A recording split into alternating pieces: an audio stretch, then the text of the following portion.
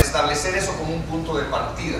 Va a tener cada uno de los ponentes 4 minutos para desarrollar su tema en ese sentido. Y cuando ustedes escuchen una cancioncita que va a sonar por ahí más adelante, significa que les queda 1 minuto de tiempo. Esa es una manera que hemos buscado de recordarles y hacerles saber cómo va el tiempo. Más adelante tendremos otra ronda en la que ellos van a tener 10 minutos, porque van a ser ya temas específicos al área de experticia de cada uno de ellos.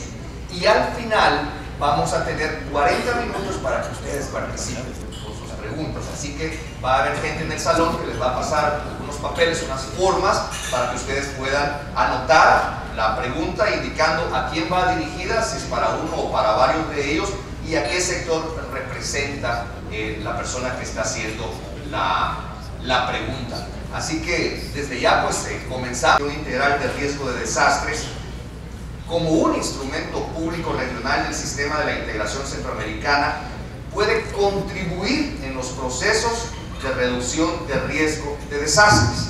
Y quisiera agregar, por supuesto porque los existen, los retos y los desafíos a superar para que esta gestión integral de riesgo de desastres se constituya en una plataforma que contribuya al desarrollo sostenible y seguro de Centroamérica. Quisiera cederle la palabra al licenciado Cerezo. Tiene 4 minutos para su exposición. Bueno, en primer lugar, agradecerles la invitación a este foro. Creo que es un foro de especial importancia para América Central por las razones que usted mencionó con anterioridad y se han venido mencionando a lo largo de esta inauguración. Y se los quiero agradecer porque yo tengo un compromiso personal con el tema del ambiente. Desde el principio de mi gestión me propuse desarrollar 3 temas fundamentales en el proceso centroamericano. El primero fue, por supuesto, tratar de consolidar la democracia después de muchos gobiernos autoritarios en América Central. El segundo fue sentar las bases para un desarrollo sostenido, y esto me conducía necesariamente a un compromiso directo con la gestión ambiental en el gobierno de la República, pero también en la creación de las instituciones adecuadas para verlo. Desde aquella época, las iniciativas que tomamos y el compromiso que adquirimos con la cuestión ambiental fue promovida por un grupo de jóvenes que fueron visionarios. En aquella época plantearon ya la visión hacia el futuro de prevenir el cambio climático en América Central. Pero básicamente el compromiso que teníamos era de tratar de demostrar ante el mundo y ante América Central fundamentalmente que las políticas que se podían desarrollar para lograr esos 3 objetivos fundamentales tenían que ser políticas básicamente de carácter regional. Tanto la paz, la consolidación democrática, la promoción y sentar las bases para un desarrollo sostenible no podrían ser exitosas, y eso se ha venido demostrando posteriormente, si no teníamos una convicción, un compromiso y una visión de carácter regional. Cada uno de nuestros países es una isla, no podía ser una isla de democracia, de desarrollo y de paz en una región en conflicto, y no podía propiciarse un desarrollo sostenible si no teníamos acuerdos que fueran creando y compartiendo definitivamente una visión conjunta en América Central. Y a lo largo de estos años se ha podido comprobar que efectivamente esta visión era acertada. CEPREDENAC es un ejemplo perfecto de esto. Cuando nosotros hemos tenido visiones diferentes sobre cualquier tema de carácter regional, como por ejemplo la unificación arancelaria en América Central, y no nos hemos puesto de acuerdo, hemos creado obstáculos para el proceso de desarrollo económico de la región. Cuando no nos hemos puesto de acuerdo sobre una visión de un nuevo modelo de desarrollo para enfrentar toda la problemática que estamos viviendo, hemos venido fracasando y cada día más hundiéndonos en los errores de un modelo de desarrollo que pudo ser exitoso para los países desarrollados, pero que definitivamente es una trampa para los países en vías de desarrollo. Un modelo de desarrollo que fue estrictamente del capital y no con una visión interesada en las personas. Y en cambio CEPREDNAC, y con esto voy a terminar en esta primera parte, está demostrando definitivamente que la coordinación adecuada de políticas para enfrentar gravísimos problemas como es el cambio climático permiten que una región como América Central sea exitosa y pueda iniciar la gestión del riesgo con objetivos precisos y con posibilidades de éxito. Sí, gracias. Creo que la palabra más importante en la política es la palabra integración. ¿Por qué integración? Porque desastres no conocen fronteras y impulsan sin compromisos una cooperación de coordinación que es muy importante. Entonces, pequeños países con economías bastante similares, con recursos limitados y una geografía que es muy similar, este instrumento de colaboración, de integración de sus acciones que unan en sus acciones es sumamente importante, es necesario. Ya se ha iniciado el trabajo y tienen éxitos.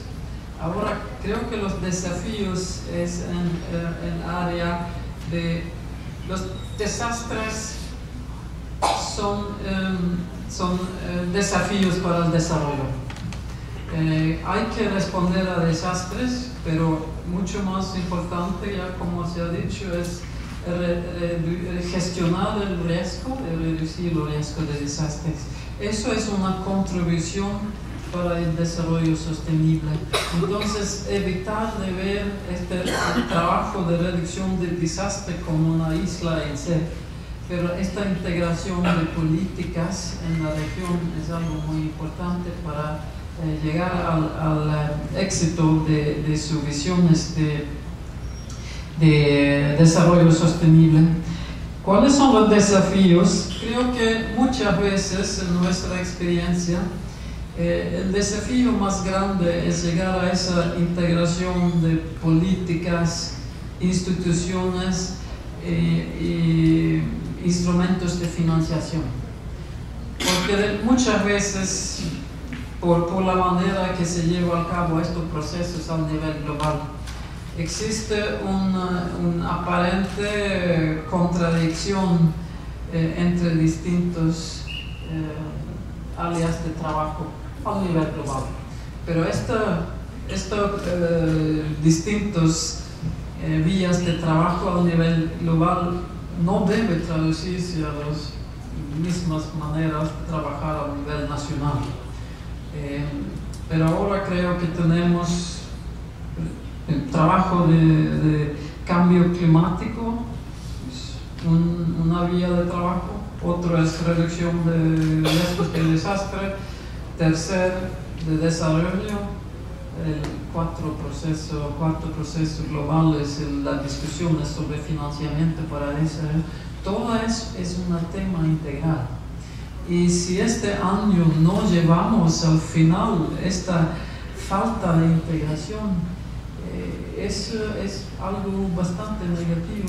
Por eso nosotros seguimos insistiendo en integración de políticas, de programas, instituciones, instrumentos de financiamiento, una visión bien integrada. Yo creo que aquí en esta región lo ha iniciado este trabajo. Están en tránsito, digamos, para fortalecer esta integración. Y yo veo todo este tema de esta perspectiva. Gracias, doctora.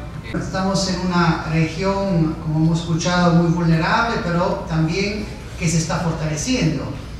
Viniendo de otras áreas del mundo, como en Medio Oriente, por ejemplo, o en África, no hay lo que están haciendo hoy acá.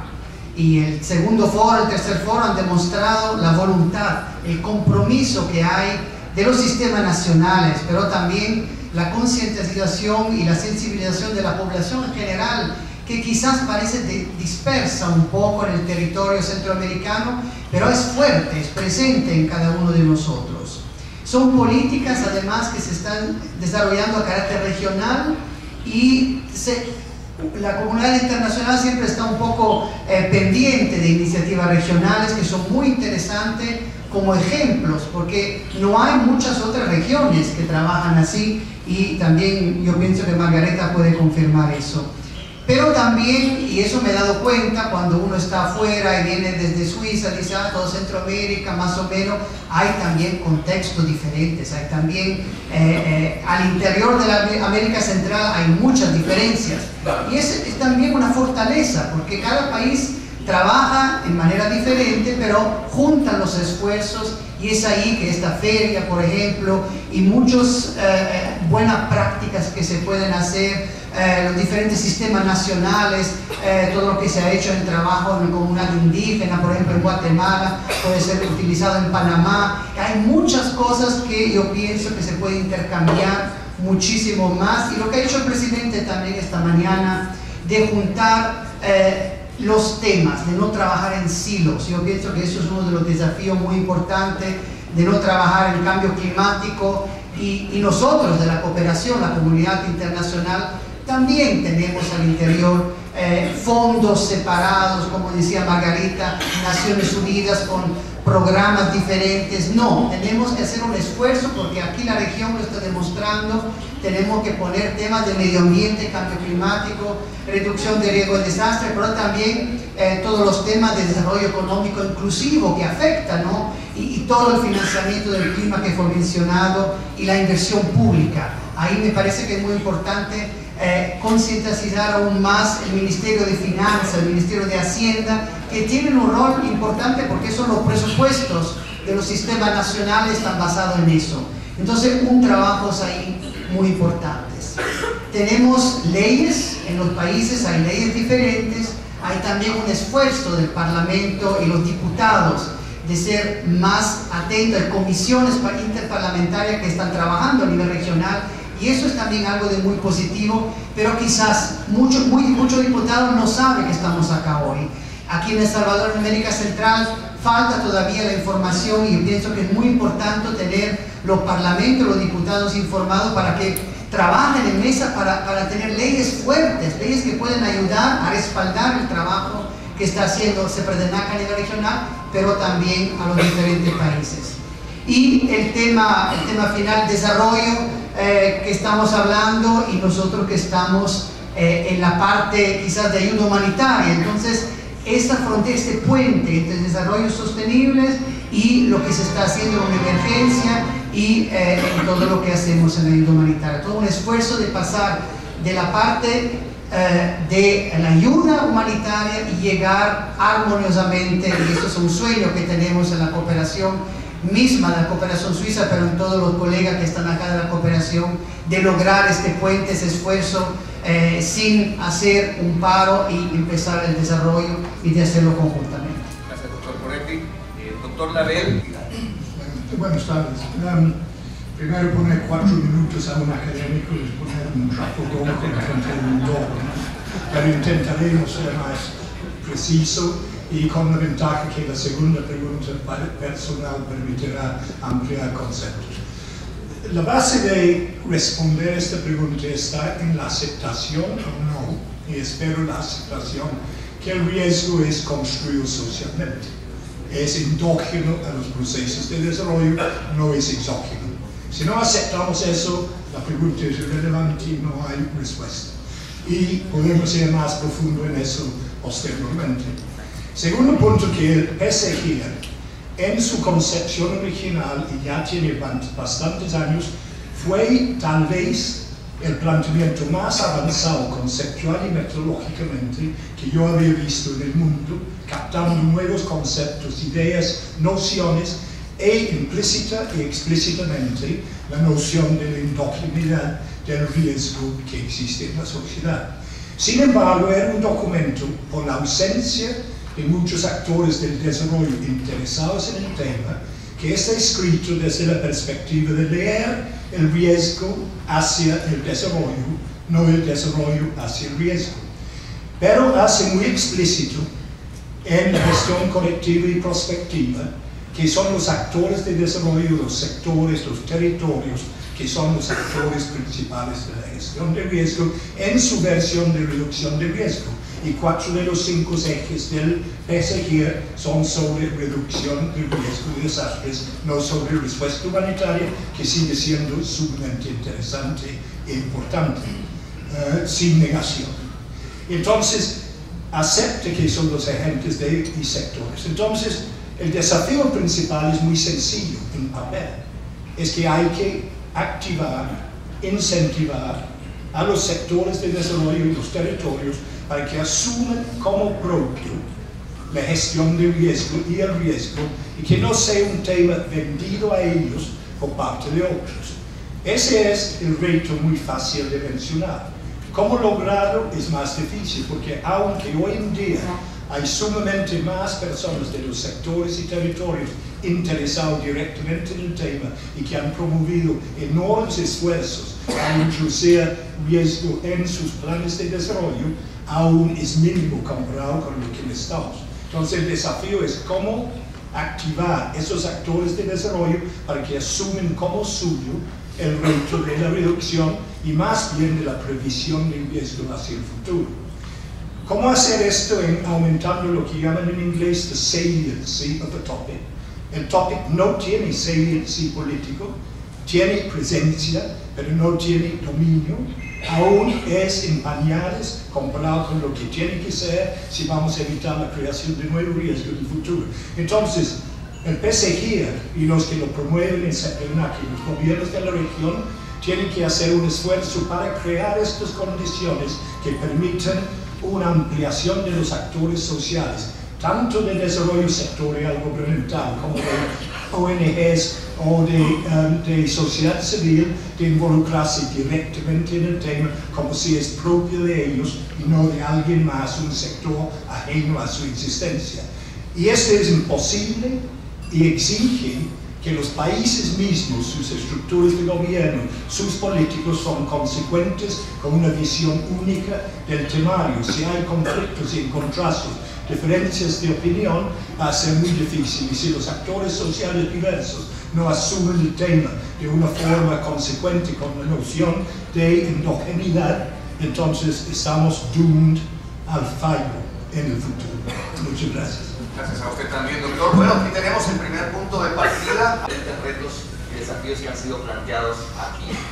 La necesidad de la integración, la necesidad de mayor conciencia, la necesidad de darle vida, la necesidad de financiar esta política, la necesidad de que se le vea realmente con mucho mayor interés. Vamos a explorar ahora otros puntos de vista más específicos en cada uno de los campos que aquí se han planteado. Les recuerdo que ustedes pueden participar al final del segmento, así que si quieren escribir sus preguntas, lo pueden hacer en la medida que se vaya desarrollando Para la integración tiene un objetivo fundamental: contribuir a la conservación de la paz, el fortalecimiento de la región.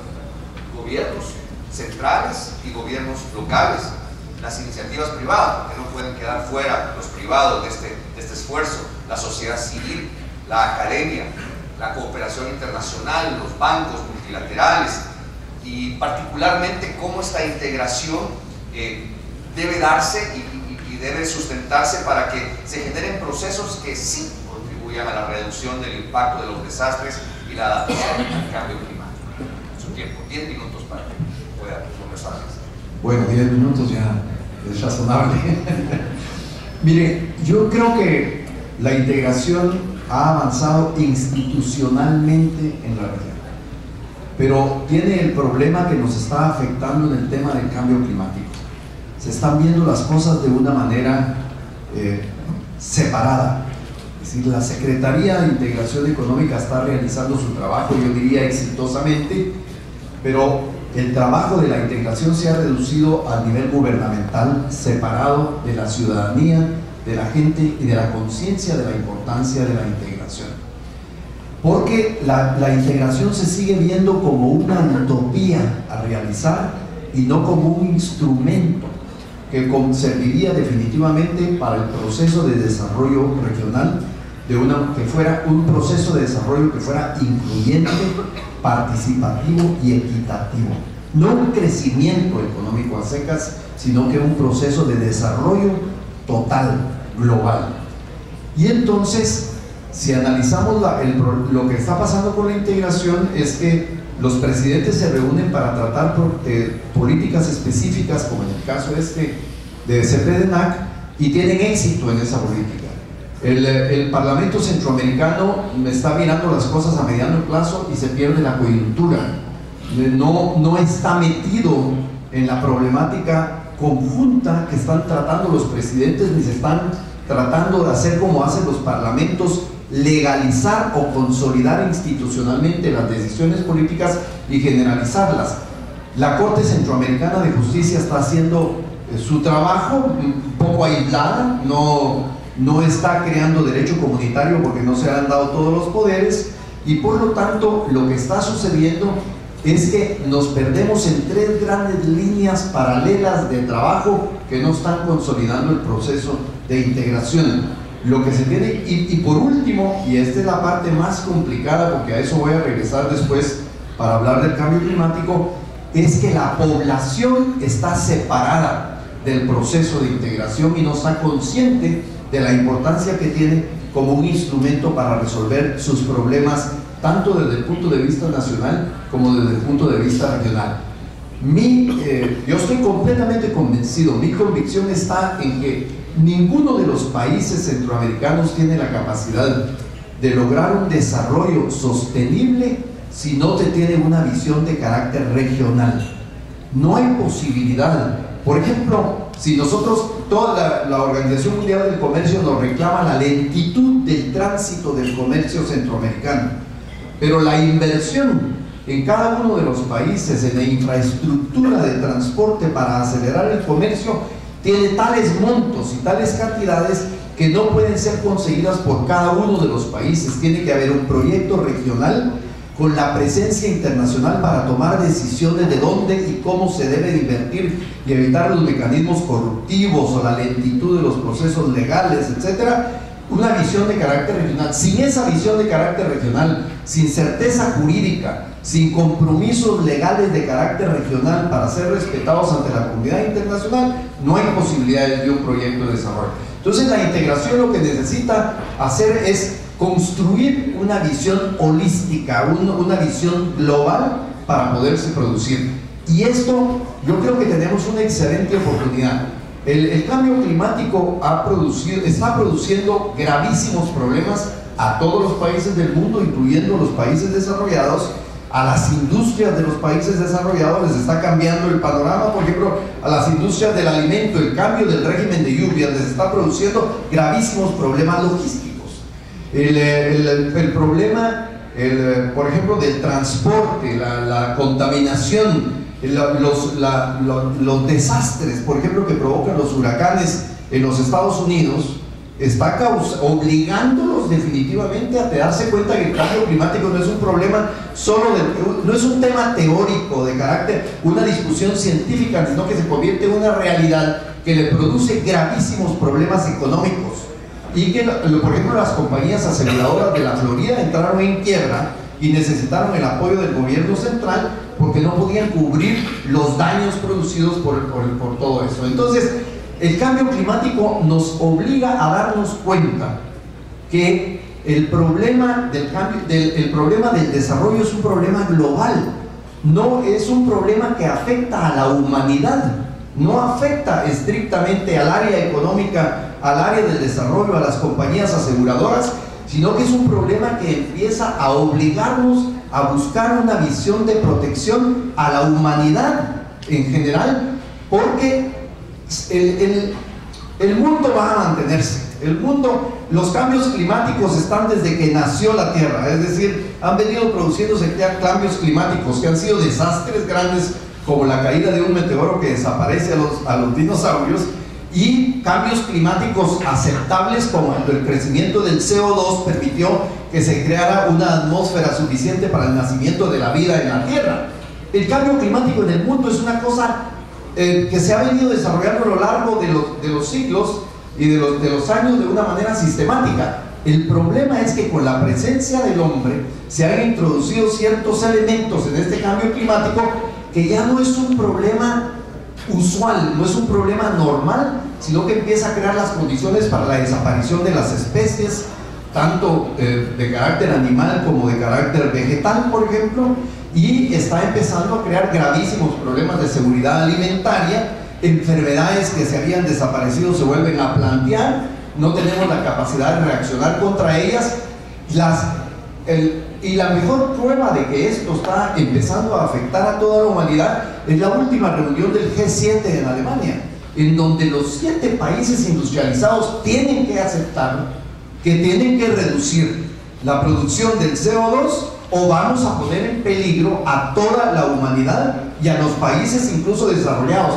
Ya no es un problema de los países pobres y los países ricos, es decir, cuando se planteó la AID, la asistencia de los americanos para el progreso, era una visión paternalista. Vamos a tratar de ayudar a los países pobres para que salgan adelante, se industrialicen y resuelvan sus problemas. Ahora ya no es así la visión. O nos ayudamos todos o controlamos el CO2 todos, o ponemos en peligro a toda la humanidad, porque el cambio climático empieza a romper todas las sinergias, todos los procesos de desarrollo de todo el planteamiento. Por lo tanto, lo que tenemos que hacer es cambiar la visión, cambiar absolutamente la visión política de las cosas, y esto va fundamentalmente para América Central, ¿verdad? O nosotros nos damos cuenta que los ministerios ya no se pueden juntar. El Ministerio de Agricultura va a hacer planes para producir más alimentos, el Ministerio de Economía va a hacer planes para invitar inversionistas a cada uno de los países. No, o se tiene la visión del desarrollo global, un proceso de desarrollo que involucre a todas las personas y a todas las gentes, porque la pobreza extrema produce pérdida de vidas de un cierto sector, pero a los países desarrollados, ¿qué les produce? Migraciones gravísimas que se están produciendo en Europa. Yo creo que no se había visto en Europa nunca que 100.000 migrantes lleguen a un país y se quieran trasladar, unos por la guerra, pero otros por cualquier cosa, y empieza a crearle gravísimos problemas sociales y económicos. Entonces, lo que nos está produciendo el cambio climático es, tenemos que entrar al cambio de la concepción del desarrollo, el cambio de la concepción de a quién va a beneficiar y a quién afecta el desarrollo. Y tenemos que darnos cuenta que el crecimiento económico producido por el capitalismo y que benefició a ciertos países del mundo descuidó una serie de aspectos que están provocando en este momento que el mismo crecimiento capitalista tenga obstáculos que impiden que la problemática se resuelva con objetividad. Y voy terminando con eso. Hace 40 años no nos hubiéramos imaginado que una Europa que había resuelto los problemas de la cohesión social, del crecimiento económico, de la consolidación de los sistemas democráticos, en este momento estuviera en una crisis económica de desempleo, de problemas migratorios que no puede resolver, de problemas bancarios que no puede resolver, y problemas de crecimiento económico. Europa creo que va a crecer en algunos países al 0.1%, si acaso, con buena suerte. Y en los mismos Estados Unidos está enfrentando gravísimos problemas para poder salir adelante, y por lo tanto el planteamiento, lo que nos hace hacer el cambio climático, la presencia mal manejada del hombre ante la naturaleza, nos conduce a tener que cambiar toda la concepción del desarrollo y toda la concepción de las relaciones internacionales que nos habíamos planteado. Ahora es una tarea de todos, para todos, o todos vamos a desaparecer y todos nos vamos. Recientemente, del 14 al 18 de marzo, se realizó en Sendai, Japón, la Conferencia Mundial de las Naciones Unidas sobre Reducción del Riesgo de Desastres, lo que dio como resultado el marco de Sendai para la reducción del riesgo, que como hemos dicho va de 2015 a 2030. La pregunta es, ¿cómo articulamos Sendai con esta política? ¿Cómo Sendai contribuye a digamos, hacer menos grave este futuro que ha sido muy bien planteado por el licenciado Vinicio Cerezo? ¿Y cómo se puede realmente viabilizar la implementación del marco de Sendai en esta política que ahora estamos produciendo? Yo no creo, si puedo, antes de comentar sobre ese tema, solamente una anécdota. sobre el tema que ha puesto el licenciado. Al año pasado, nuestro secretario general Ban Ki-moon organizó una cumbre en Nueva York en septiembre sobre el cambio climático para prepararnos para llegar a un acuerdo en París en diciembre de este año. No sé si alguien aquí estaba presente, pero yo estaba ahí en la abertura de esa conferencia. Estaban mostrando películas, imágenes, muchas presentaciones, y todos eran sobre desastres. Eran desastres. Yo estaba pensando, bueno, si ellos ahora están haciendo este trabajo, nosotros de alguna manera hemos logrado darle el mensaje que sin la gestión de los riesgos, sin un desarrollo sostenible que integre esa perspectiva del cambio climático como un desastre, no vamos a avanzar. Pero eso fue un cumbre, eso no son las negociaciones sobre el cambio climático. Lo que ha comentado es como algo separado del negocios del desarrollo, pero eso es a nivel global, no debe ser así a nivel regional y nacional. Creo que el documento de Sendai, que es mucho más que un documento, pero son 24 páginas de experiencias de trabajo de países, regiones, comunidades, grupos sociales de 20 años y más, como Alan. Y presenta una perspectiva sumamente holística. Tocan e integran todas esas perspectivas. La meta es el desarrollo sostenible. Los instrumentos es el trabajo sobre reducción, prevención de riesgo, prevención de cambio catastrófico del clima y un trabajo de reforzar la resiliencia, de invertir en la resiliencia de las sociedades. Entonces, la perspectiva, si uno compara un poco con el Yoga Framework for Action, la perspectiva de Sendai es mucho más ambiciosa e integra nuevas perspectivas como por ejemplo salud. Porque dice que si vamos a alcanzar, tenemos que tener un enfoque social a las personas, a las comunidades, porque si no tienes esta perspectiva, ¿para qué hacemos todo eso? Si no es para una vida mejor, un desarrollo para todos, equitable. Entonces, esta perspectiva también un poco era instrumental para esta inclusión muy fuerte de la salud desde el nivel muy local de salud hasta el nivel global de los pandémicos, que 3 veces durante los últimos 10 años ha casi paralizado distintas regiones del mundo. Entonces es una perspectiva que nos también impulse a ver este tema de integración. Y creo que de alguna manera el trabajo que se han hecho ya en esta región con PSGIR, el sistema de integración regional, ya ha impulsado temas que están documentados en su PSGIR, que ahora sí se están también iniciando en el tema de los temas de integración en Sendai. Así que el trabajo aquí ha sido un poco también una visión para el futuro. Lo que ahora creo que es muy importante es también de integrar las perspectivas de inclusión de Sendai, perspectivas de todos los sectores de la sociedad. El desafío más grande, yo diría, de nuestra experiencia es cómo hacer para que los ministerios de finanzas y economía toma ese tema y no para darnos dinero a nuestro, también, yo sé que necesitamos dinero, pero no es el tema más importante. El más importante es que el Ministerio de Finanzas y Economía integra eso como un instrumento de planificación para balancear el costo contra el riesgo de lo que se pierde.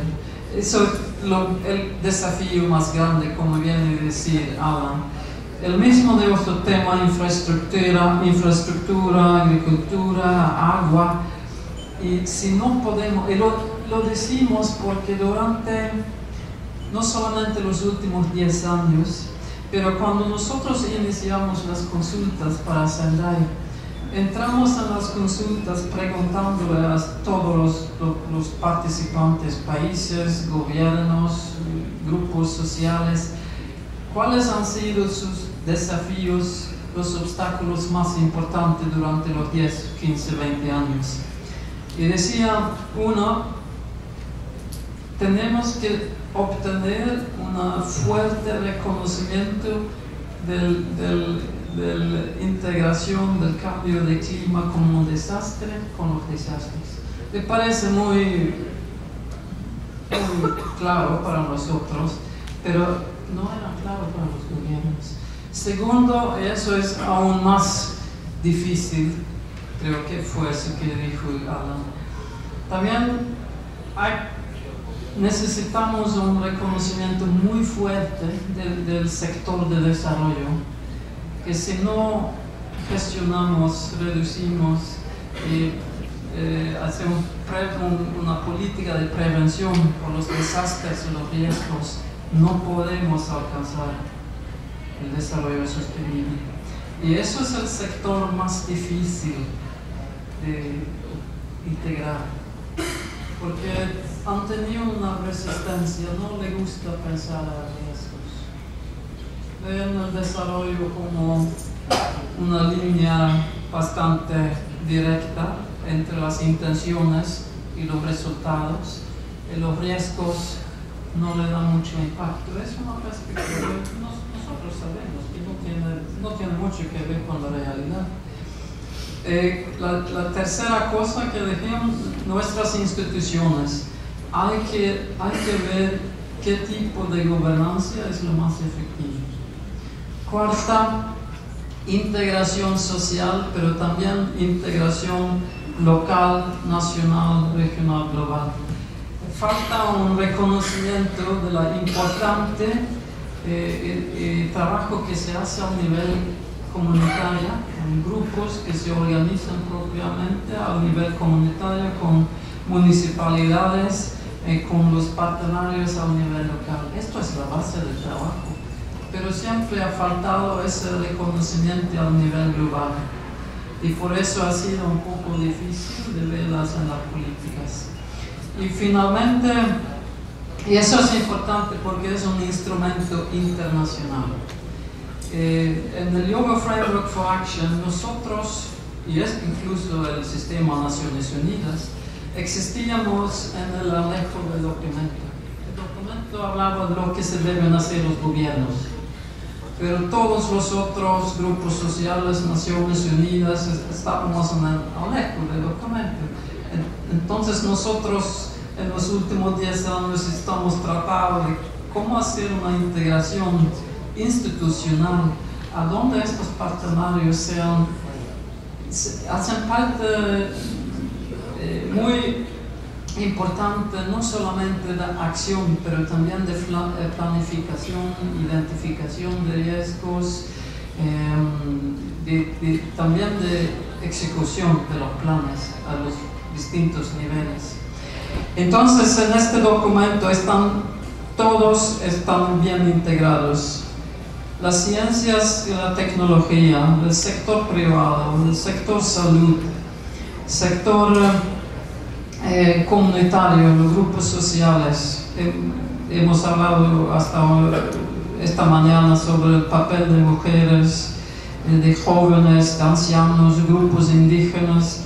están todos mencionados porque estaban ahí, quisieran estar ahí dentro como actores importantes. Finalmente, también el sistema internacional, países donadores, el sistema Naciones Unidas, los bancos de desarrollo, cooperación bilateral, multilateral. Y el tema es todos los compromisos que hacen los países en sus políticas regionales, nacionales, locales. Estos compromisos también nosotros a nivel internacional tenemos que hacer. Así que no es una recomendación solamente a otros, también es un compromiso de la política integral globalmente. Eso es la música. Sí, sí. Muchísimas gracias. Otros, Sendai, bueno, el mismo cambio climático que se ha mencionado nos está como marcando un punto de inflexión en la realidad que estamos viviendo. Entonces, ¿cómo valora usted, desde la cooperación internacional, los cambios que se han generado, los logros que se han alcanzado en la adopción de la gestión integral del riesgo de desastres en los países centroamericanos? ¿Y cómo ven ustedes este futuro cercano ya que está acá con nosotros? Bueno, como ya un poco he mencionado antes, me parece un instrumento excelente y también los panelistas lo han dicho, único al mundo, como Alan decía, y entonces me parece que la comunidad internacional y sobre todo la cooperación tiene que seguir empujando y acompañando, ¿no? Porque nosotros estamos acá para facilitar, ¿no? Porque ustedes tienen el conocimiento, al final son ustedes centroamericanos y que tienen que actuar. Entonces nosotros estamos a la orden humildemente para acompañar los esfuerzos de CEPREDENAC, los esfuerzos de los sistemas nacionales, fortalecer aún más, capacitando a diferentes niveles. Y pienso que hay algunos ejes de la PSGIR, y lo vamos a ver hoy por la tarde en las diferentes mesas, que están funcionando muy bien, que me parecen que casi nos podemos retirar. Y otras otras que todavía necesitan un empuje más y necesitan una facilitación más para poder lograr justamente los alcances de la PSGIR y seguir todo lo que se está haciendo a nivel de Sendai y acompañar los esfuerzos de Naciones Unidas y de todos los esfuerzos, como lo hemos escuchado, no solamente acá en la región, pero al interno de Naciones Unidas también, entre las diferentes entidades de Naciones Unidas para coordinar mejor todo eso y para dar el buen ejemplo, porque dictamos siempre un poco la cooperación internacional en Naciones Unidas, pero cuando nos miramos al interior también podemos hacer mejor y mejorar aún más y aprender justamente de la PSGIR y de lo que se está ocurriendo acá. Las preocupaciones de los donantes, ¿no? Es un poco lo que tenemos. Nosotros tenemos un grupo técnico de donantes. De vez en cuando, quizás poco, pero nos intercambiamos y intentamos de ver en manera conjunta, ¿no? Lo que se puede hacer con la Unión Europea, con también los amigos de otras cooperación, la GIZ, JICA y otros, USAID, etcétera, para ver un poco cuáles son nuestras preocupaciones, porque nuestras estrategias, que son quizás creadas, no están creadas allá, o no están creadas acá en nuestras oficinas bonitas, están creadas con ustedes, están para alinearse, ¿no? La idea justamente es, y está también en todos los marcos de la cooperación internacional, tener que alinearse a las estrategias de los países a donde nosotros estamos haciendo cooperación y alinearse a estrategias regionales, acompañando en el tema, en este caso de reducción de riesgos, pero también, como lo hemos escuchado, una reducción de riesgo que no es aislada.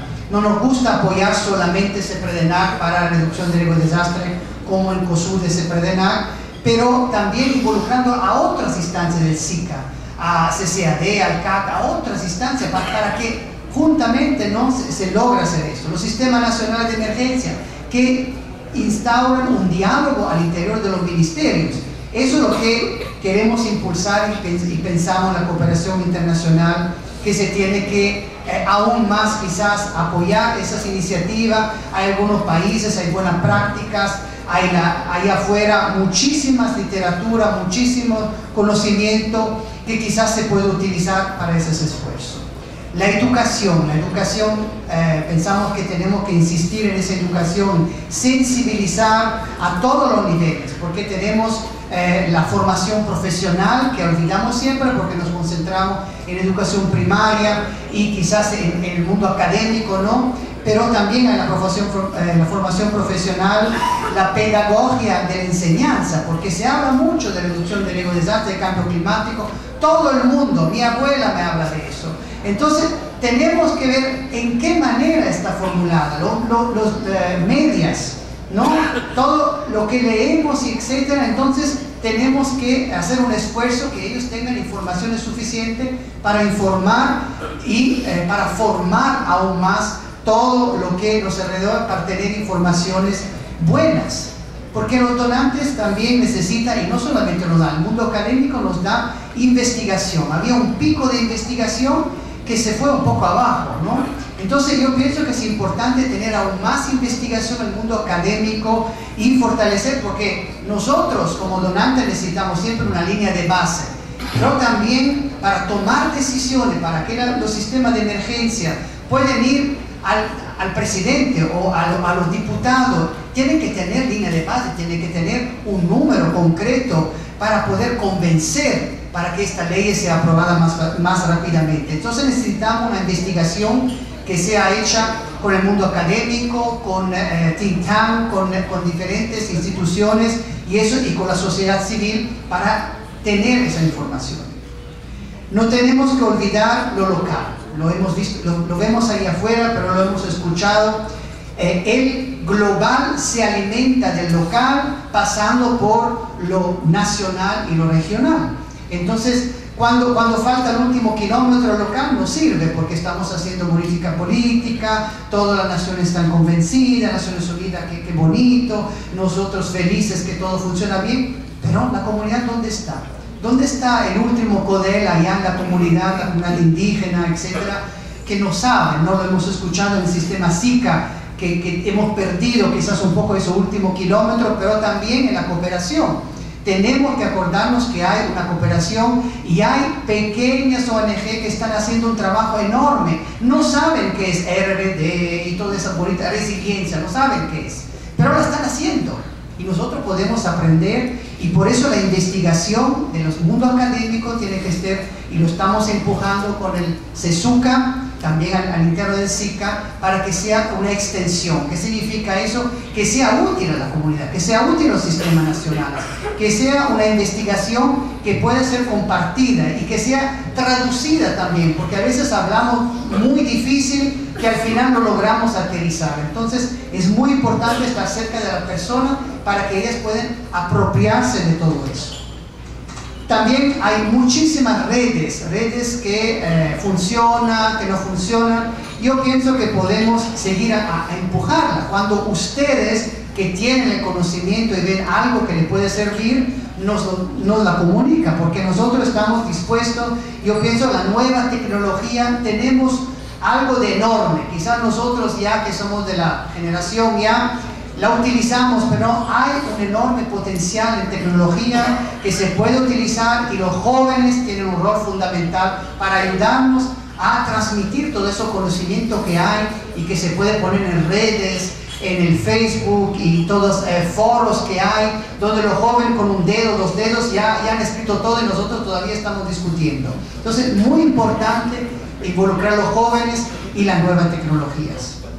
Y para terminar, y no es un punto que ya hemos mencionado, yo pienso que tenemos que trabajar con el sector privado, está aquí presente en parte, pero es un rol fundamental, porque lo hemos escuchado, al final son ellos que tienen que cambiar seguridad alimentaria, no logran vender más sus productos, no logran llegar más al supermercado porque un desastre afectó. Entonces ellos están siempre más conscientes. Yo pienso que con todos ustedes tenemos que acercarnos aún más, porque no solamente tienen los recursos quizás, pero empiezan a interesarse al tema y quizás gracias al conocimiento del mundo académico podemos orientar el sector privado y ellos también pueden aprender, pero podemos también aprovechar de esta fuerza que tienen estas compañías grandes que están en todos los países centroamericanos y que ya están desarrollando en el marco de responsabilidad empresarial al interior de sus empresas programas para enfrentar, adaptar la producción al cambio climático. Entonces ahí es donde yo pienso que tenemos una fortaleza muy fuerte y donde podemos incidir. Me refiero a avances conceptuales, metodológicos, estratégicos para abordar el tema de la gestión integral del riesgo de desastres. Pero hay un punto que ha surgido ahora y que yo veo que es un eje, porque Sendai lo dice, al final el desarrollo es la meta, ¿no? O sea, este es un tema que no puede, es indivisible con el tema del desarrollo, ¿no?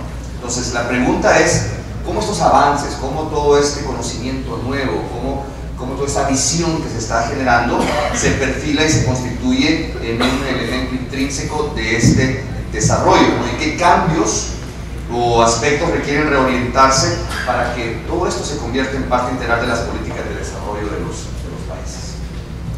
Muchas gracias. Lo que voy a decir en estos pocos minutos está captado y lo recomiendo altamente, no es porque Margaret está aquí, en el último Global Assessment Report, informe de evaluación del riesgo que la Estrategia Internacional publica cada 2 años con base en mucha investigación, mucha discusión.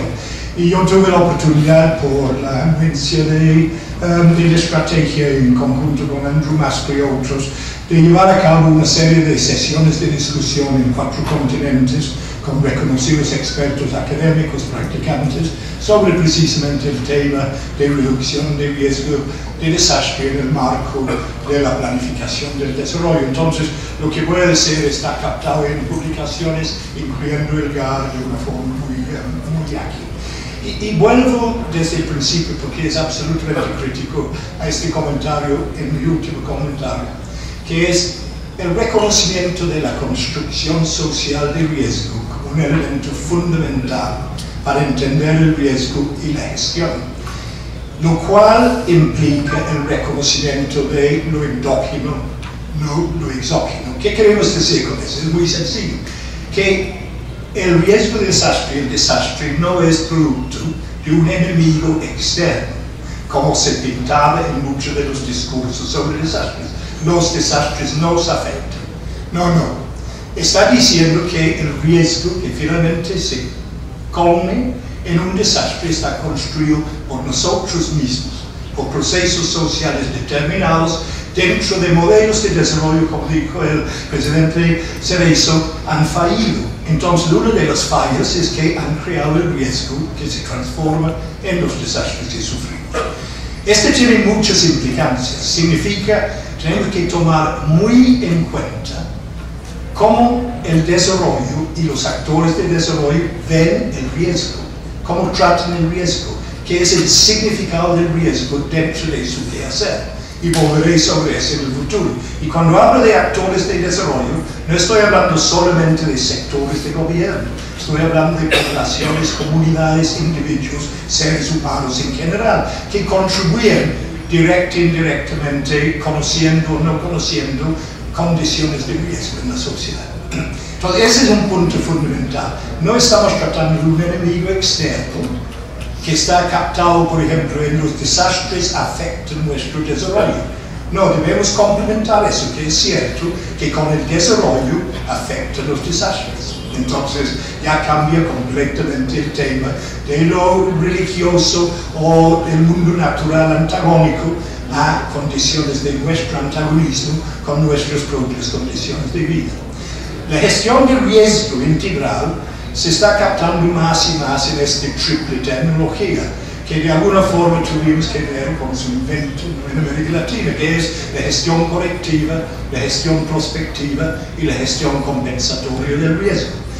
La relación de esos tres con el desarrollo difiere, se darán cuenta. La gestión correctiva es corregir errores del pasado, errores en el desarrollo que condujeron a condiciones de riesgo que no deberían existir, pero que van a costar un montón de plata en resolver.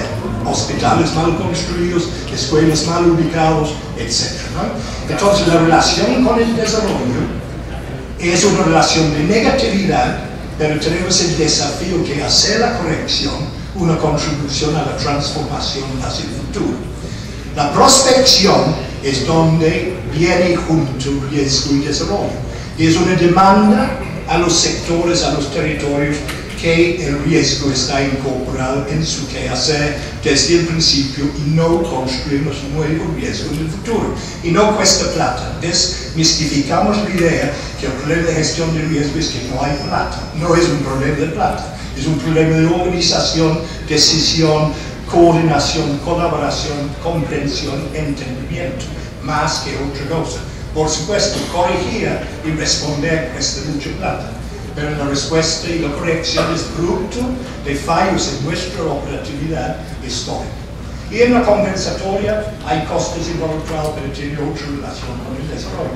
Entonces, ¿cuáles son los desafíos? Que es la segunda parte que enfrentamos. Primero es saber y entender y aprender a leer el riesgo, no desde un sector de gestión integral de riesgo que tiende a poner énfasis en negatividad. O sea, el riesgo es lo que vas a perder. Sin embargo, el riesgo para el desarrollo es lo que vas a ganar y lo que vas a perder. Entonces, cuando la Toyota y la Honda pierden 1.3 billones de dólares con las inundaciones en Tailandia hace unos 5 años y siguen ubicándose en el mismo lugar después del evento, hay que preguntar si la pérdida es lo que rige sus decisiones o si es la ganancia. O cuando una comunidad de pobres sobrependientes en la ciudad niegan moverse de donde están pensando en el riesgo desde lo positivo o lo negativo. Segundo punto es que, aunque lo hemos desarrollado porque era necesario desarrollarlo, el concepto de transversalización es negativo, una visión endógena del riesgo y los desastres. La transversalización casi está diciendo, te vendo esto para que mejores tu práctica desde ente de desarrollo. Incorpora mi gestión de riesgo en sus prácticas y tu desarrollo será mejor. Ese es externalizar el riesgo. Lo que tenemos que hacer es hacer parte del ADN, y esto está muy bien descrito en el Global Assessment Report, parte del ADN del desarrollo. No es que te vendo un producto, sectores o territorios, ustedes la tienen en su ADN. Ustedes son obligados a incorporar riesgo igual como mujer, género y ambiente en tus consideraciones sobre el rumbo del desarrollo que tú quieres tomar. Tenemos que aprender a hablar el idioma de desarrollo. Tenemos que inventar la saliency, la pertinencia del tema a través de idiomas que se comunican con los de desarrollo, no con nosotros mismos en el tema de gestión de riesgo. Y eso implica cambiar la métrica que usamos. Hemos discutido, por ejemplo, 353 billones de dólares de pérdidas cada año no significa nada para la población en general, no saben interpretarlo, no saben qué significa, y siendo la mitad del PIB de la ciudad de Los Ángeles tampoco parece muy importante a nivel global mundial, aunque sea para comunidades.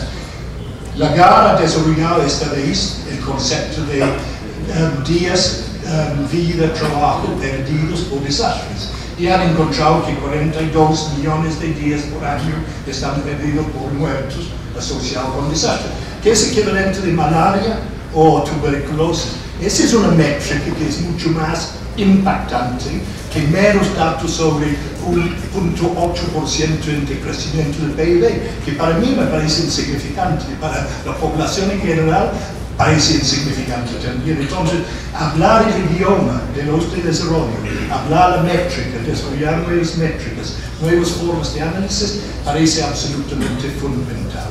Entonces, termino ahí, aunque hay mucho más que se puede decir, pero no hay avance en este tema si los sectores de desarrollo, los territorios, los municipios en sus planes de desarrollo territorial, en su ordenamiento territorial, en su ordenamiento ambiental, no asumen como suyos, no algo que pertenece a otro, que es la Comisión de Emergencia o el Sistema Nacional, a pesar del papel fundamental que esos tienen, no es de hacer las cosas. Las cosas se harán dentro de los sectores, los territorios, los municipios.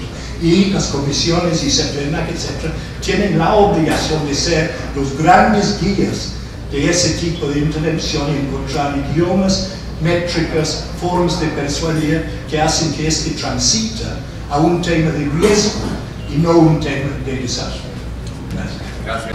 Por ejemplo, voy a empezar con este grupo de preguntas. Algunas están dirigidas a uno de los panelistas en particular, otras al grupo en general. Sin embargo, yo las voy a proponer para que podamos todos participar e intervenir y hagamos esto una parte más participativa y más dinámica. Hay dos conceptos que emergen ahora y que se los dirigen al licenciado Cerezo.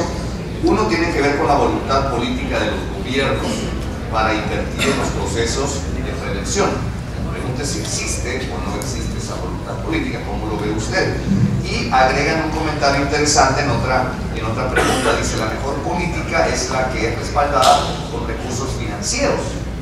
Entonces la pregunta es: ¿podrían los gobiernos de la región, o deberían, en este caso sería mejor para usted, para preguntárselo a usted, deberían los gobiernos de la región establecer un fondo regional para impulsar la PSEGIR, por ejemplo? Partamos con ese tema: voluntad política, financiación.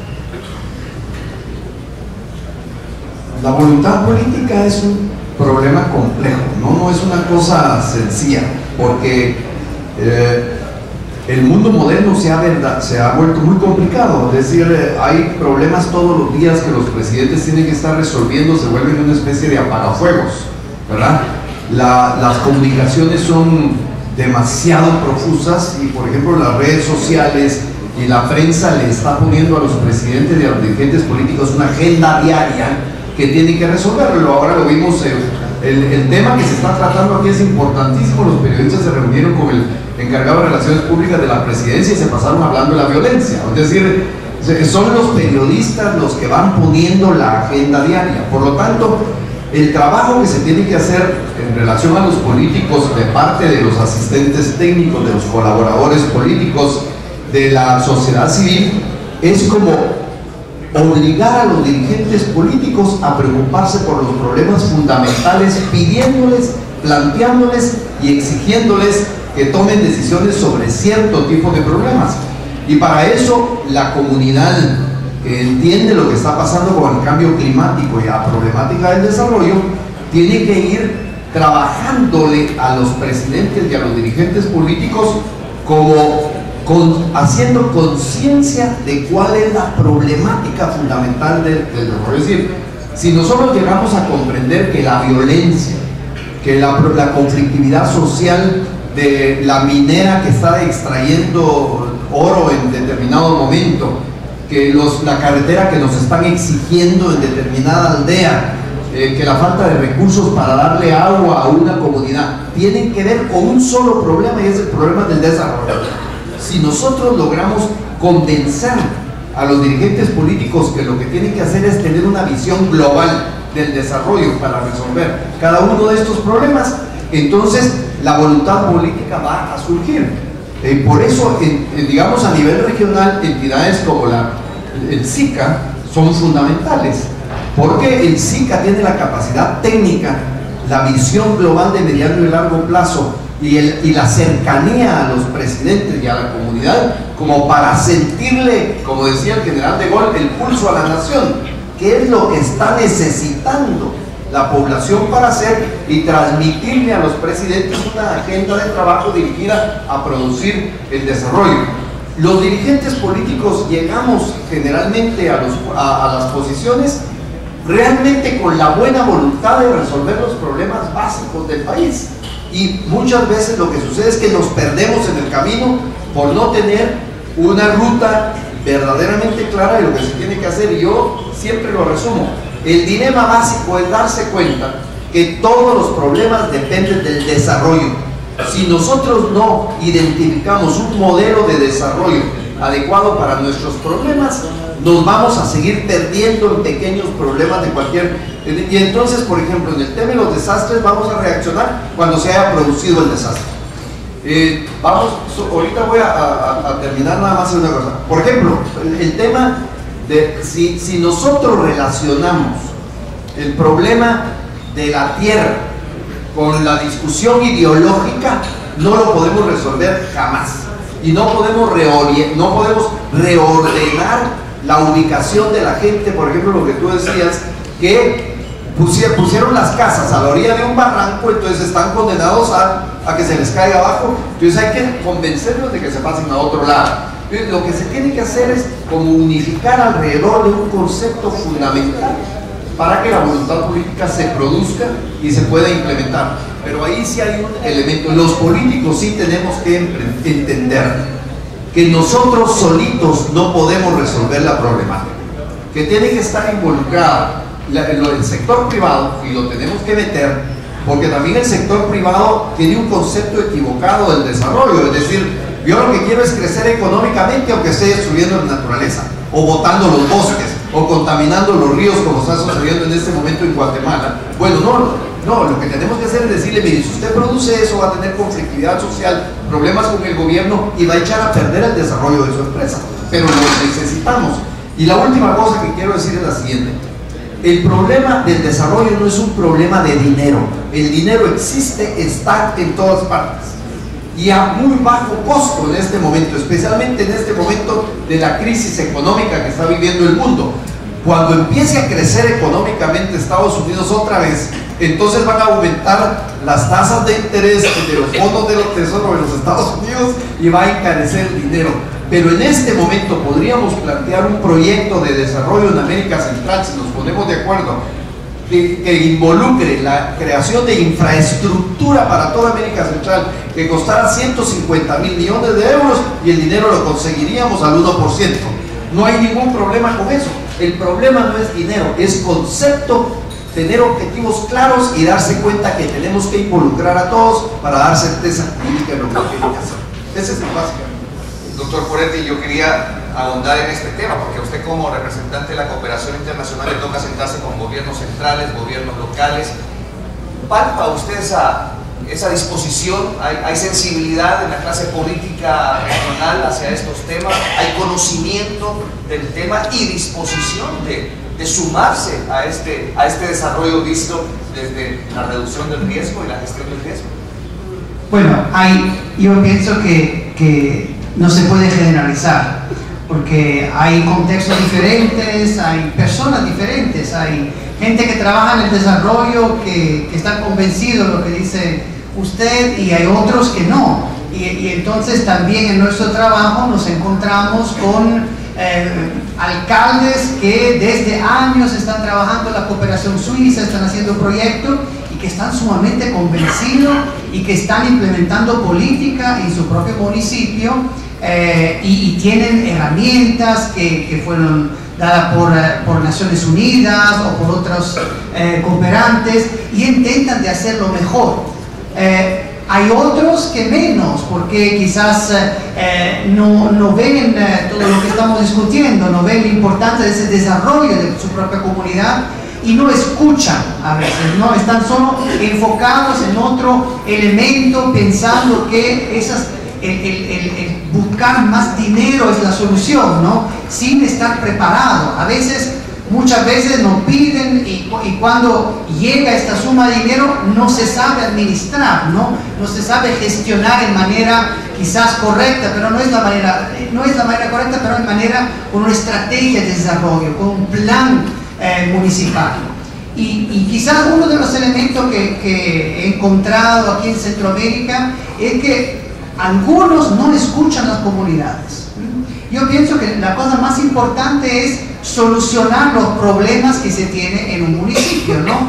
Entonces el alcalde tendría que escuchar y de ahí solucionar, pero una solución no es como paliativo, rápido, ahora hay un incendio, es algo que se tiene que hacer a largo plazo, tener planes, ordenamientos territoriales, ¿no?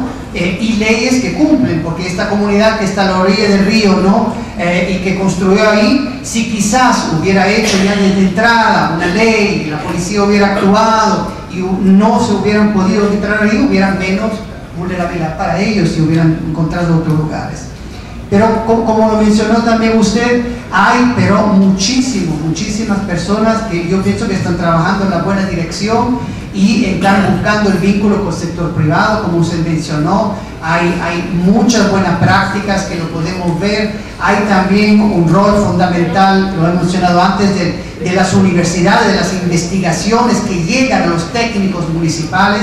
Hay técnicos municipales, yo pienso que acá en Centroamérica, que están excelentes, que se pueden casi exportar a otros países, que están sumamente convencidos de lo que están haciendo y necesitan ese respaldo de decisiones, y no es solo financiero como lo ha mencionado, pero es justamente de estar encarnado en esta planes de desarrollo municipales, regionales, o que sea. Porque justamente cuando se cuestiona a un gobierno central, local, a los privados y a veces hasta las comunidades, el argumento es: no hay dinero. El argumento es: no tenemos dinero para invertir en infraestructura, no tenemos dinero para mejorar la seguridad de los países, no nos desarrollamos porque no tenemos dinero.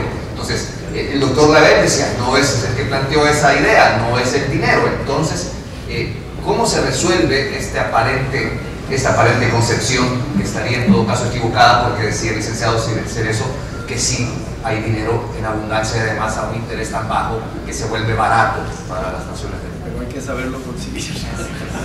Bueno, ya hay la segunda confirmación que no es un dinero. Yo no soy gobernante nunca, he sido político, pero me imagino priorización viene con asignación de recursos. Si no hay priorización, puedes asumir que no está en la mirada política. Y el tema de gestión de riesgo no está en la mirada política como debería ser. Esto es claro. Y las tendencias en crecimiento de riesgo son claros y hay que revertirlos, ¿no? Entonces, cuando nosotros hablamos que yo me canso de esa discusión de que hay que asignar más y más plata. No por la idea de asignar más plata, está bien, pero hay que entender que desde la perspectiva de gestión correctiva, y ahí es plata mal gastada, aunque bien gastada, ¿no? Es mal gastada porque estás compensando errores históricos, entonces revertimos a la forma en que decisiones se toman, etcétera, históricamente, y las repercusiones para la sociedad después. Pero retrofit un hospital cuesta una fortuna, cambiar la posición de una comunidad, y están hablando de 15 millones de personas mueren obligados por desastres al año en lugares donde habitaba, con cambio climático va a ser 500 millones de acuerdo con unos. Entonces, ¿dónde los van a ubicar y qué costo les va a costar? La prospección, donde hemos insistido que hay que concentrar, no queremos un Centroamérica con doble la población, doble la infraestructura, doble el número de viviendas, doble el PIB en 30 años en las mismas condiciones de riesgo que está hoy en día. Entonces la prospección, pero ese no es de plata necesariamente, es de poder político, en el sentido de que puede tener un costo político, pero para ordenar el territorio es normativo. Ahí sí tiene un costo, pero no es económico. El ordenamiento territorial, planificación urbana, reglamentación, normatividad, no tiene el costo que tiene la corrección. Responder a desastres es sumamente caro y sigue aumentando, y aún 95% de todos los fondos en este tema van para respuesta a desastres. Entonces, yo creo que no es que no se necesita plata, por supuesto, pero se necesita algo mucho más que plata. Organización, entendimiento, conceptualización adecuada, consensuación en torno a temas, etc. Y por eso me parece pertinente esta pregunta para la doctora Wallström. Parte de una, digamos, hace una afirmación. La pregunta dice: ¿por qué los gobiernos y los sistemas nacionales no retoman PSEGIR para construir participativamente sus políticas nacionales? Entonces está partiendo del hecho de que la política existe pero no está siendo tomada en cuenta. ¿Ustedes cómo lo ven desde Naciones Unidas? Yo creo que la voluntad política existe siempre. Si no existiera, no tendríamos SENDAI y todo eso. Es que yo estaba pensando, me imagino un gobierno, imagínate que es presidente de un país y debe dar liderazgo y tomar decisiones sobre temas de una perspectiva, una visión holística, pero por razones que ha comentado Ana, recibe a su escritorio un plan que representa 16 sectores y que no representa esta visión integrada, a donde se hacen inversiones en infraestructuras, pero no son inversiones en infraestructuras que tienen que ser resilientes al cambio de clima y resilientes a los desastres. Entonces, en esta situación, yo me pregunto como presidente, ¿qué tipo de trabajo debo hacer para informarme? ¿Cómo de una manera de formar el trabajo de un gobierno que sí tiene voluntad política, pero no como nosotros, las grandes instituciones también, no tenemos realmente los instrumentos de trabajo para realizar las visiones que hemos construido? Incluye esta perspectiva, el último kilómetro, como dije Fabrizio, todos tenemos la visión de inclusión y participación, pero nuestras instituciones no están creadas a esta visión. No existe un espacio político para que se involucre todos los grupos de la sociedad. Le voy a dar un ejemplo cómo se puede hacer, que existe en realidad. Un gobernador de una provincia que está tocado cada año por lo menos por 20-24 tifones, huracanes, ciclones.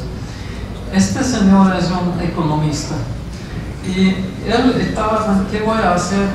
Tengo la contribución del gobierno nacional por desarrollo, pero cada año estos 24 huracanes me están robando de 25% de ese dinero de inversiones para desarrollo. Entonces el gobernador presentó a sus habitantes en la provincia un plan de desarrollo. Él explicó, si vamos a llegar a cumplir con ese plan de desarrollo, tenemos que contar con los costos de desastres. Pero no hacemos un plan para reducción de desastres, hacemos un plan de desarrollo que incluye los costos, y al final de cuentas creo que él hizo una inversión cada año de 10% con partenarios, con contribución del gobierno, para llegar a su meta de ese desarrollo. Fue un plan muy práctico que reconoció que los desastres es una construcción social. Eso es un tema muy difícil en muchas partes del mundo. Que los desastres es algo que nosotros construyemos, no es algo que viene de afuera. Pero creo que ese ejemplo muy práctico demuestra que es posible hacer. Si tienen información, instrumentos y un empuje político, porque sin una población bien informada, que también están dispuestas a tomar las consecuencias de los problemas de su vida diaria y dar su voto a un líder que está dispuesto a hacer esta integración de los riesgos con el desarrollo, se puede hacer. Tal vez me expresé mal. Yo creo que la integración está avanzando. Lo que yo dije nada más era que algunas de las instituciones de la integración trabajaban separadas y que había que unificar el criterio alrededor de un proyecto de desarrollo. Es decir, esto es lo que yo señalé, pero el SICA es un instrumento de primera calidad para impulsar todos los planteamientos que hemos mencionado. Así que yo creo sinceramente, además creo absolutamente que la integración es el instrumento necesario y correcto para enfrentar el problema del desarrollo, que incluye todos los problemas necesarios de enfrentar, como la resiliencia y la adaptación a los cambios climáticos, y eso que mencionaba Margaret. Esto se debe incluir dentro de los costos y por ejemplo, construir barreras para las mareas es trabajo para la gente, es decir, todo se puede incluir dentro de los costos en lugar de convertirlo solo en una reacción cuando ya se haya inundado la población, ¿verdad? Por lo tanto, yo creo que la integración sigue siendo fundamental. ¿Y cuál es la otra parte que me mencionaste? No, únicamente tenía que ver con eso. Sí. Pero solo quiero mencionar una cosa que es importantísimo de lo que se estaba mencionando. La integración, por ejemplo, está funcionando. El sector privado, como no ha encontrado la vía legal para integrar, meterse en la integración, se está integrando solito. Es decir, están haciendo bancos a nivel centroamericano, están haciendo empresas a nivel centroamericano. El proceso de integración se está dando por la vía formal, un poco separada de la realidad, y la realidad se está integrando propiamente. Por lo tanto, el escenario como que está planteado, lo único que tenemos que cambiar es el concepto y tener una visión mucho más completa, porque vuelvo a lo de los recursos, y solo es la última mención. Yo he visto, por ejemplo, en Guatemala, y creo que ha de suceder en otras partes de América Central, hay un montón de ayudas al desarrollo planteadas a los gobiernos por las instituciones internacionales y por los países, que no son utilizadas por los países.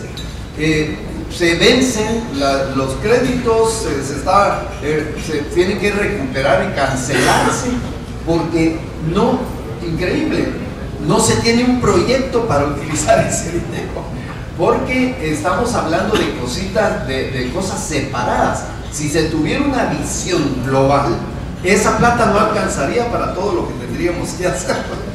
Pero se pierden los créditos. El Banco Mundial en Guatemala ha tenido que ir a hacer lobby al Congreso de la República para que se aprueben los créditos que están ahí desde hace 5 o 10 años. O sea, ¿me entienden? Es problema de visión, de eficiencia en la utilización de los recursos y de una visión más moderna de la gestión de lo que se tiene que hacer. Pero eso existe.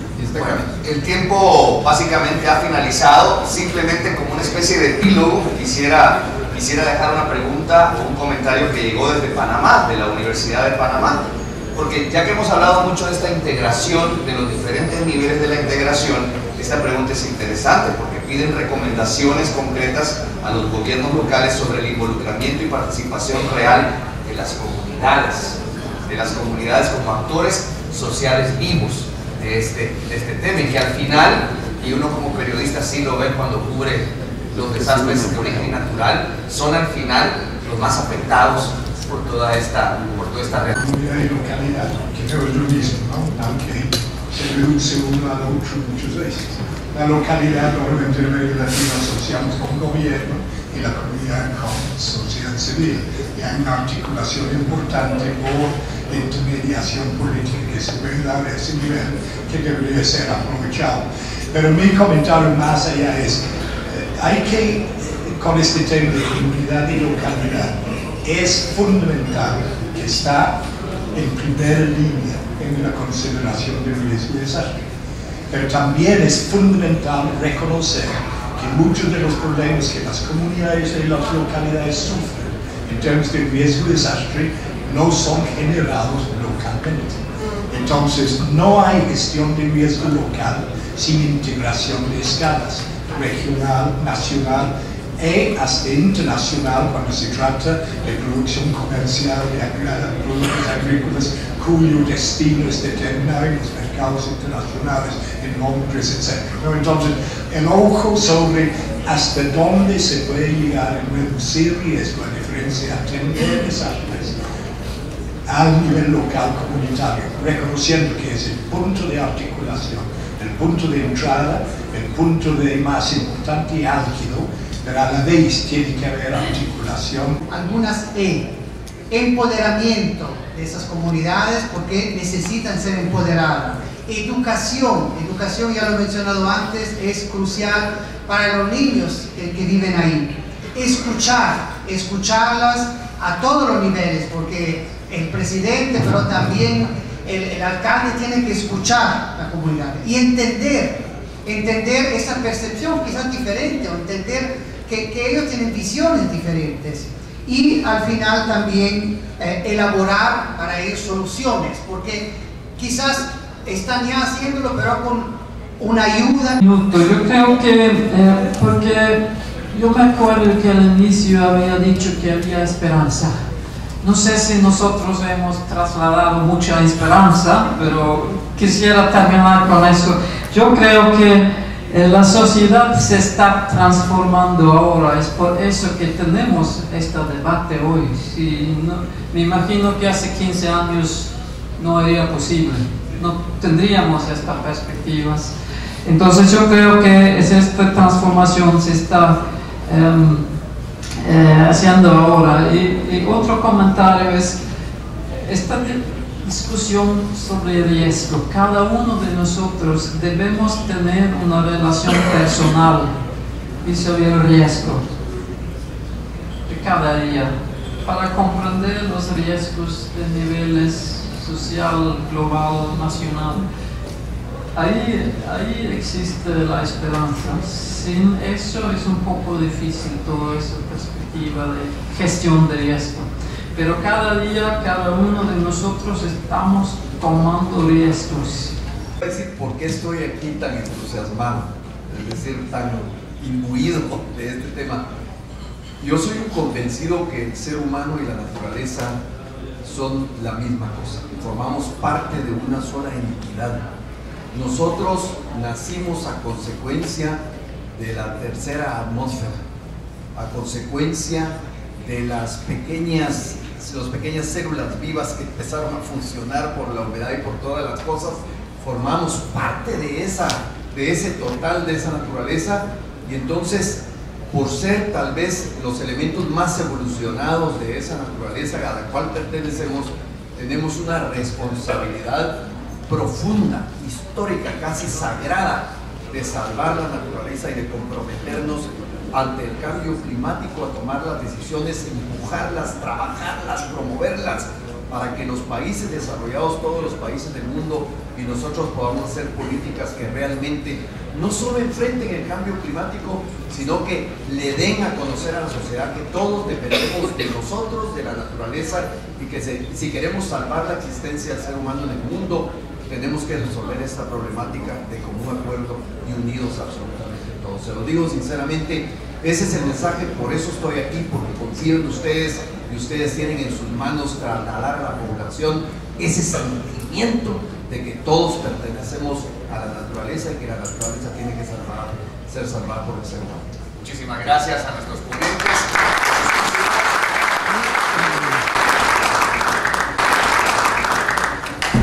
Secretaría para Asuntos de Vulnerabilidad, en coordinación con la Dirección General de Protección Civil.